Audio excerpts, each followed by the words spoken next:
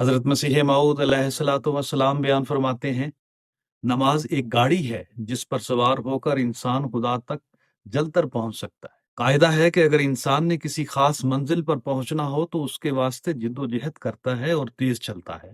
خدا تک پہنچنا بھی ایک منزل ہے جو بہت دور ہے۔ بس جو شخص خدا کے دربار میں جل کر پہنچنا چاہتا ہے تو اس کو نماز کی گاڑی پر سوار ہونا پڑے گا۔ جس نے نماز ترک کر دی وہ کیا پہنچے گا؟ وہ نماز فواہش اور برائیوں سے بچاتی ہے جس میں روح اور راستی ہو۔